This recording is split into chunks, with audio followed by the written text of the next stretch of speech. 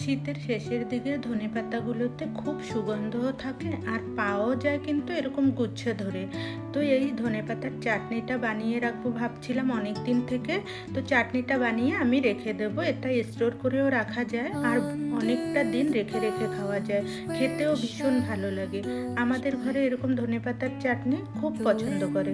ধনেপাতা কেন, টমেটো এরকম কিছু চাটনি যদি স্টোর করে রাখা হয় আমাদের ঘরে সবাই খাওয়ার সময় এটা খুব পছন্দ করে খায়।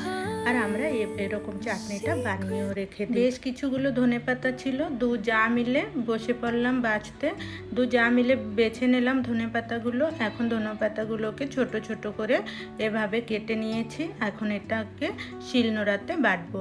আর ওদিকে আমি কিন্তু আগেই তেঁতুল ভিজিয়ে রেখেছি। তো আমি ধনেপাতাটা বাটছিলাম আর আমার যাকে বললাম এই শুকনো লঙ্কাগুলোকে কেচি দিয়ে এরকম ছোট ছোট করে কেটে নিতে। বাচ্চারাও খুব আনন্দ করছিল। আমি আধা ধনেপাতা তো বেটেই নিয়েছি। আমার যা বললো তুমি অনেক সময় করছো, তো দাও আমি এখন একটু করি। তো ও ধনেপাতাগুলো বাটবে আর আমি এদিকে যে রসুন, এতে কিন্তু রসুনও লাগবে বেশ কিছুগুলো। তো আমি রসুনগুলোকে ছিলে এরকম ছোট ছোট টুকরা করে, যেরকম লঙ্কা কাটছে সেম এরকমই টুকরো টুকরো করে। তোমরা কি এরকম ধনেপাতার চাটনি বানিয়ে স্টোর করে রাখো? আমাকে কমেন্ট করে নিশ্চয়ই জানাবে। আর তোমরা কিভাবে বানাও সেটাও বলবে। তো আমি কিন্তু রসুনগুলো নিয়ে বসে পড়লাম কাটতে। এদিকে বাচ্চারাও খুব এনজয় করছিল। আমরা পিছনে যে বসে চাটাই বিছিয়ে যে বসে করছিলাম, ওদের খুব ভালো লাগছিল। তো এদিকে ধনেপাতাটাও বাটা হয়ে গেল, লঙ্কাটাও কাটা হয়ে গেল, রসুনটাও ছোট ছোট করে কেটে নেওয়া হয়ে গেল।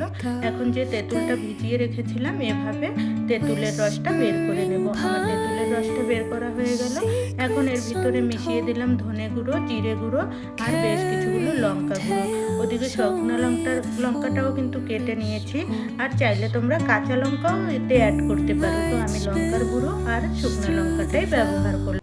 এখন তেঁতুলে সব মশলাগুলো মিলনে হয়ে গেল। এখন আমি একটা ফ্রাই প্যান নিয়ে নিলাম, দিয়ে দিলাম বেশ কিছুগুলো সর্ষের তেল আর ফোড়নে সর্ষে। যে লঙ্কাটা কেটেছিলাম লঙ্কাটা দিয়ে দিলাম আর দিয়ে দিলাম কেটে রাখা রসুন। এখন রসুন আর লঙ্কাটাকে লাল লাল করে ভেজে নেব।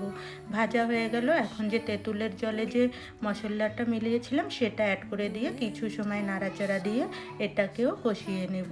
যখন মশলাটা কষানো হয়ে যাবে তখন বেটে রাখা ধনেপাতাটা অ্যাড করে দেব। দিয়ে দিলাম পরিমাণ মতো লবণ আর দিয়ে দিলাম হলুদ গুঁড়ো। এখন আবার নাড়াচাড়া দিয়ে সব কিছু ভালো করে মিশিয়ে নেব। ধনেপাতার চাটনিটা না সত্যি স্টোর করে রাখলে খেতে ভীষণ ভালো লাগে। তোমরা একবার এভাবে বানিয়ে দেখো, অসাধারণ লাগে খেতে। তো আমার এখানে মশলাটা কষানো হয়ে গেল। এখন আমি এখানটায় ধনেপাতাটা অ্যাড করে দেব।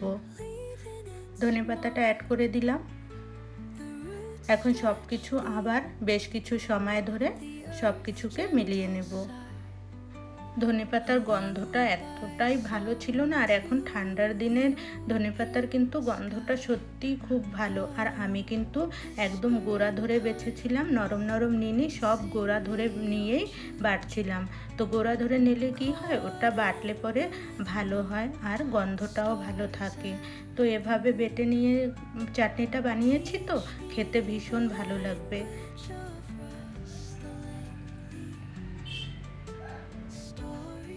তো প্রায় শেষের দিকেই আসছে। এখন আমি এটার ভিতরে একটু চিনি অ্যাড করে দেব।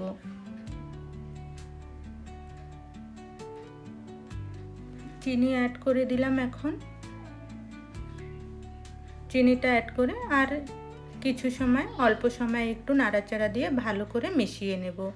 আমি কিন্তু আর একটা প্যানে তেল, বেশ কিছুগুলো তেল আলাদা করে গরম করে উপর থেকে দিয়ে দিলাম। কেন, একটু তেলের মাত্রাটা বেশি থাকলে না আর চাটনিটা কিন্তু বেশি দিন থাকবে। তো আমার চাটনিটা রেডি হয়ে গেল। ঠান্ডা করে ডাব্বা ভরে রেখে দিলাম। এটা কিন্তু অনেক দিন রেখে খাওয়া যায় আর ভীষণ ভালো লাগে। তোমরা কিন্তু নিশ্চয়ই ট্রাই করবে। তো কেমন লাগলো ভিডিওটা কমেন্ট করে জানাবে। দেখা হবে তোমাদের সঙ্গে আবার নেক্সট রেসিপি ভিডিওতে। ভালো থাকবেন, সুস্থ থাকবেন। হ্যাঁ, যদি ভিডিও ভালো লাগে তো একটা লাইক, কমেন্ট, শেয়ার করে দেবেন আর আমার চ্যানেলটাকে সাবস্ক্রাইব করে দেবেন। Tata, bye bye.